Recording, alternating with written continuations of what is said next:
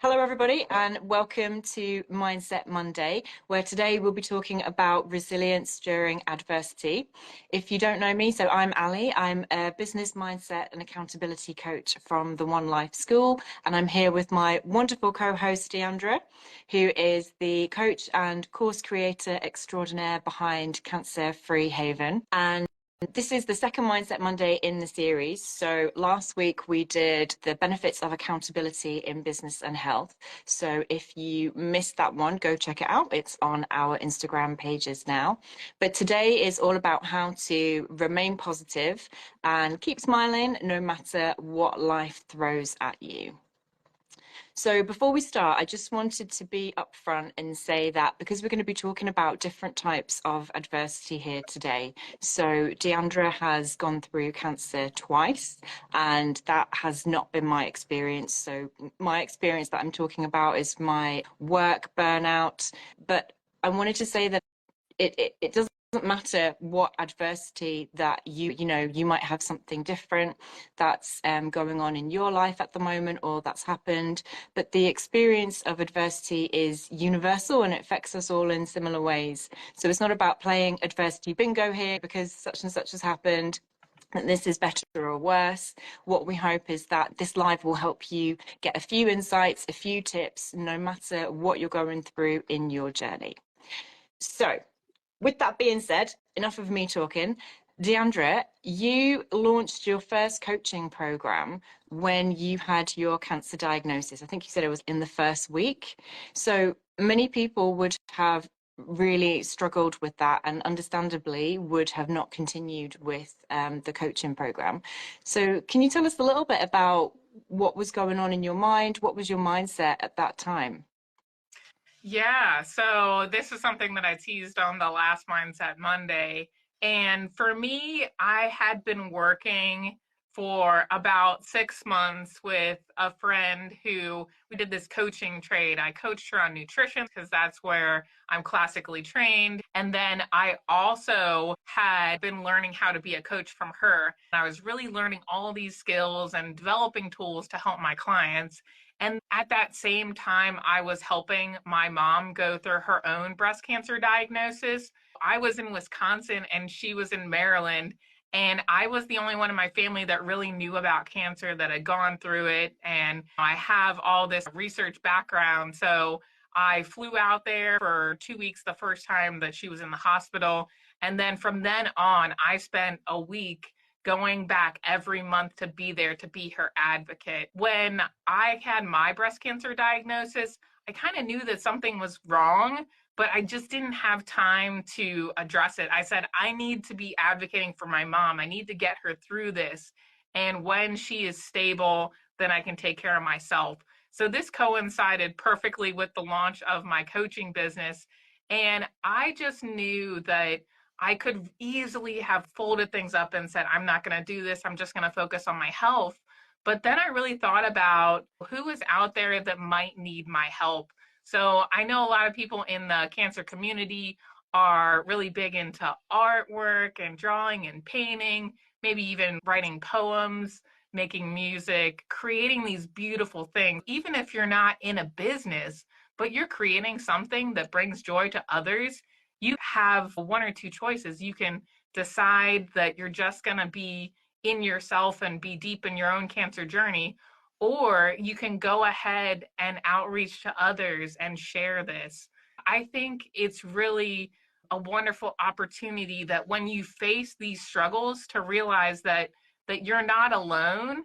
And I even had some other coaching. We did the Extraordinary Life course, and in that, one of the main guys, Alan Donegan, I actually had an opportunity to talk with him at the end. And I mentioned this, that I had this cancer diagnosis and I wasn't cancer free. And I was really concerned, can I keep up with this? Can I keep a business going? And he said, do you need someone to tell you you're cancer free? And I was like, well, no. The thing is, either way, we're building this legacy. So whether or not, I'm fully responding to treatments or it's not going that well, whatever I create is going to stay. It's going to remain. So I think that's something that cancer survivors and small business owners, entrepreneurs have that same thing. We want to build this legacy. We want to leave something behind. And so whether it's you being creative and sharing that, or making a product that's going to help someone, that's going to make a difference in their life, I think facing that adversity and just saying, look, I'm going to just show up and I'm going to try to do a little bit here and there. And if something happens like health, finances, other struggles, then at least I did what I did before that hit. I think that's really a great way to kind of look at it and just keep on going and do what you can when you can. Wow, that's amazing that you had that bravery and that courage and conviction to know that you wanted to build your legacy and just to keep showing up and keep doing it. I think there is definitely something there about connecting to something that's so much bigger than yourself, because when you're really struggling, it's easy to let yourself down. But if you have a bigger purpose, if you have a mission, if you're really falling in love with the thing that you're creating, if you're falling in love with the people that you're creating it for, and if you're falling in love with the process of creation itself, all the better. But I really do think that we need that thing that's bigger than ourselves. And just to say, so my experience about adversity, this is why I made the comment about adversity bingo, because talking about you having cancer and then me having my work burnout, it's a bit different. But a couple of years ago, I had a really kind of serious work burnout where I was feeling very, very stressed, very anxious, crying a lot. And I definitely thought about not showing up. I definitely thought about taking time off. And I decided not to because I really wanted to be there for my colleagues and my team, because we were all going through the same stuff. It was part of organizational change, and I didn't want to let them down. But it wasn't just me not letting them down. I also found that they gave me like a new reason and a purpose to be energized during that period where there was so much uncertainty and so much stress going on. So it's the two ways. I didn't want to let them down, but they gave me back that tenfold. And really leaning on other people when you need them, and using them is just a real beautiful thing that can come out of the adversity. Absolutely. And there's amazing things I've seen in the business community and also in the cancer community, that we're always willing to lend an ear and to reach out to each other. And that when I came from my first cancer diagnosis, I was diagnosed with thyroid cancer at 23, and I just did not want to be a part of the cancer world. Everyone that I knew that had cancer was much older, in their 60s.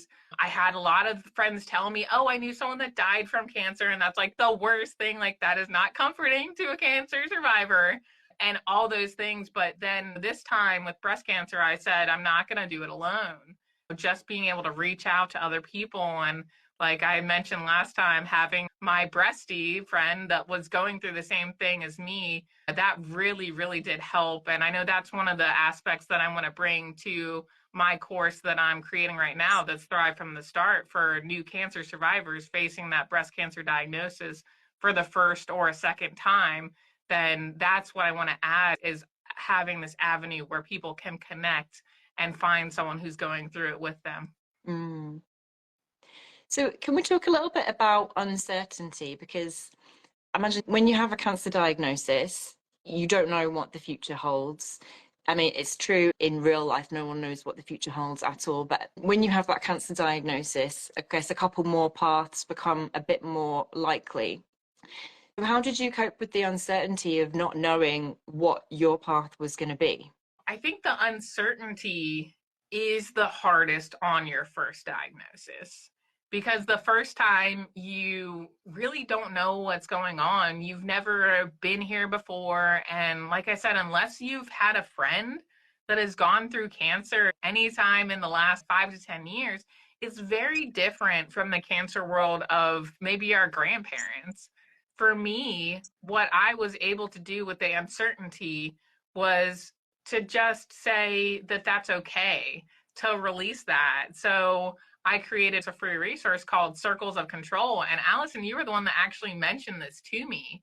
It's really based on Stephen Covey's work, and he was the psychologist, and he said, let's look at the things we can control. Your diagnosis, you can't control that. You can't undo that. Like, we should have this no shame, no blame mentality when it comes to our cancer diagnosis. We didn't know the things that we know now back then. 5 years ago, it would have been great if we were doing XYZ, but we can't change that. What we can change is the future.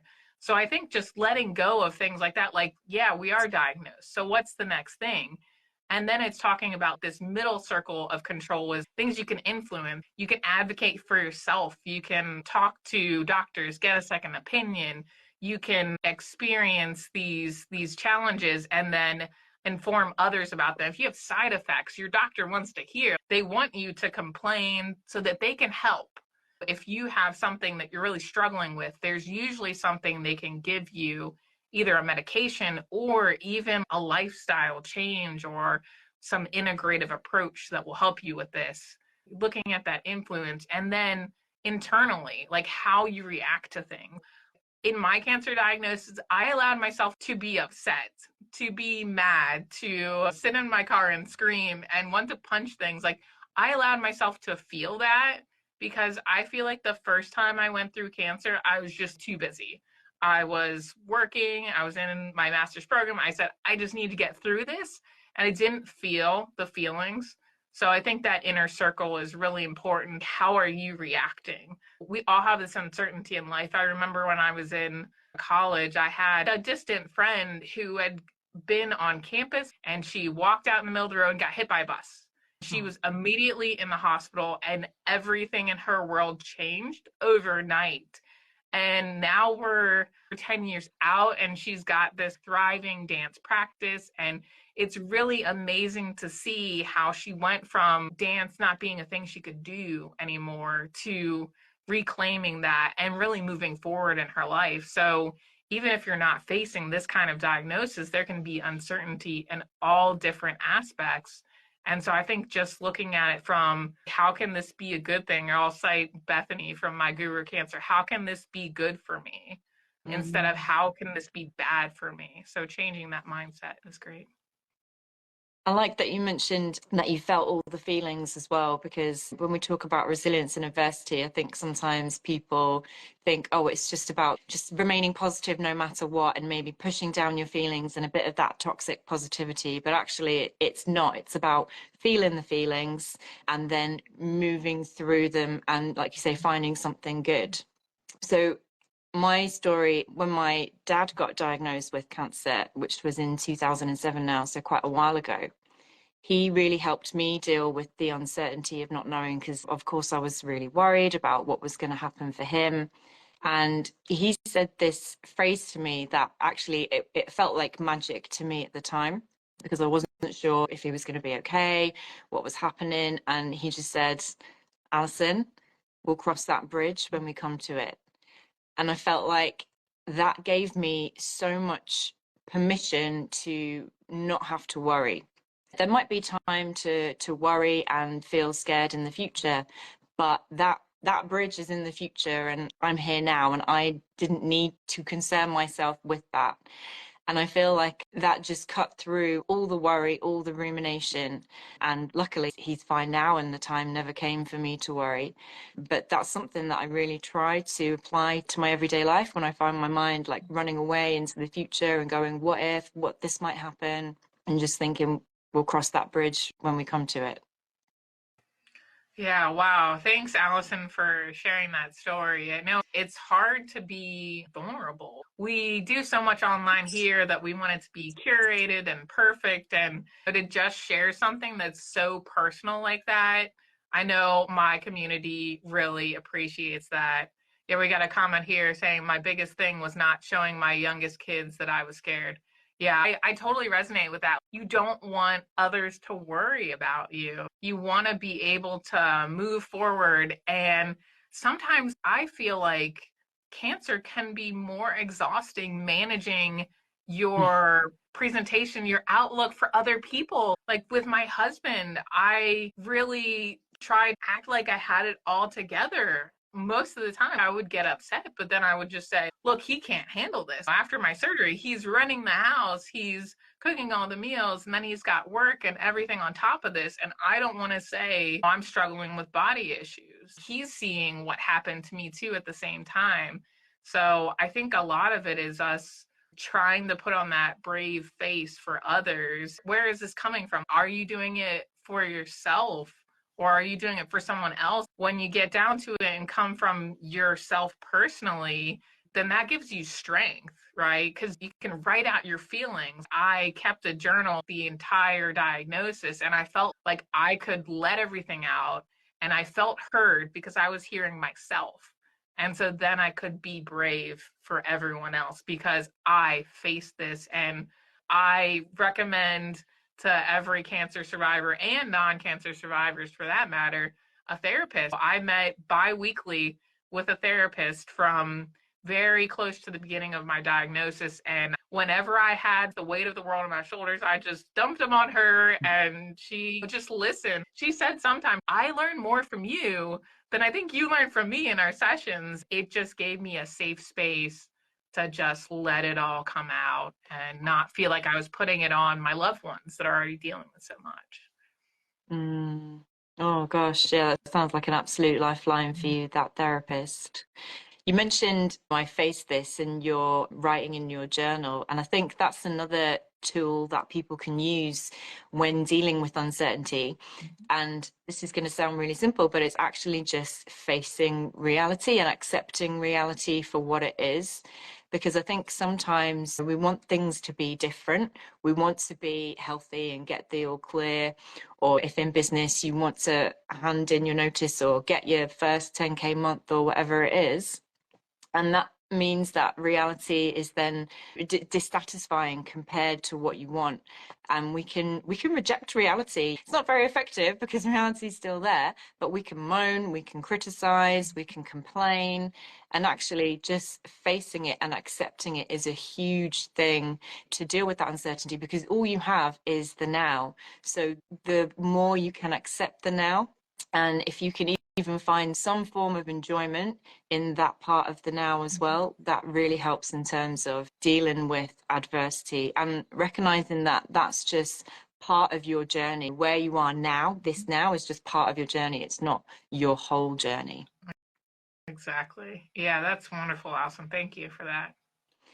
So we like to leave everyone with a top tip just around resilience in adversity. Diandra, do you have a tip that you would like to share for our audience? Absolutely. Yeah. So, my number one tip for resilience in adversity is going to be going off of Allison's story with her father. So, he was saying, don't worry about it. Let's just cross that bridge when it comes to it. So, in my cancer diagnosis, I was really worried. When my mom got diagnosed, that was even harder. And then when I went through it myself, I was just like, okay, we're here again. But one of the books that I listened to on Audible is How to Stop Worrying and Start Living. And this is a really old book by Carnegie. And he went around and he found people who were in hospice. So they had been sent home to die. And he interviewed them and talked with them and was trying to figure out how they were managing it. A lot of them said that they just lived in these day tight compartments. So just one day at a time. So I'm going to worry about today. So, what does today Diandra need to do? What does today Allison need to do? What does today Phil need to do? And just focus on that, because the tomorrow Diandra, the tomorrow Allison, the tomorrow Phil can worry about tomorrow. I just took this wholeheartedly and I started saying it kind of as a joke. Like, what about my blood work coming up? Well, that's for tomorrow Diandra to worry about. Today Diandra can drink tea, have a smoothie, work out. But tomorrow, Diandra is the one that has to go to the appointment to get the blood drawn. I think kind of just separating that, it really makes you more present. I would go out on a walk every day when it was nice weather out, not so much right now with the winter.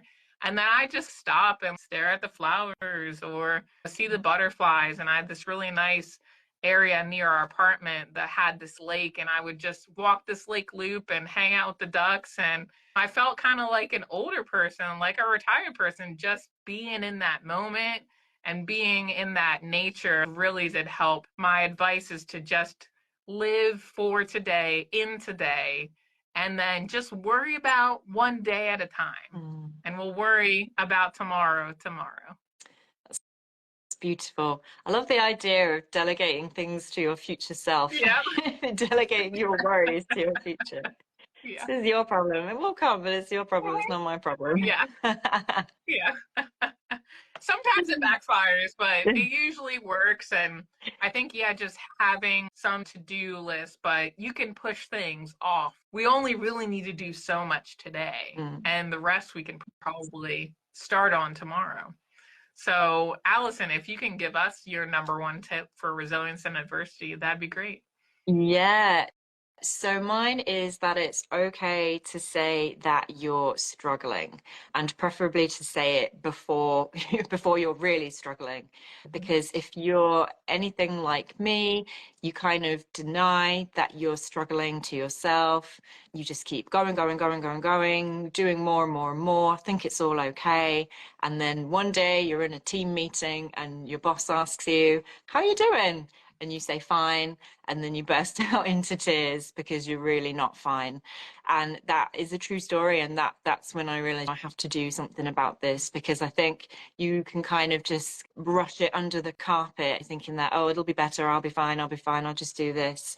But actually, it's very human to have limitations, and it's okay to find your limitations, and it's okay to be kind to yourself when you find them and to show them to other people. Because I really struggle with that. I like to keep things kind of into myself, or maybe I tell my partner, but actually when you don't tell other people as well, you deny them from helping you too, and the joy and the service and the meaning that they can get from helping you too. And you deny yourself as well from potentially resolving the problem if that person can influence the situation that you're in. Absolutely.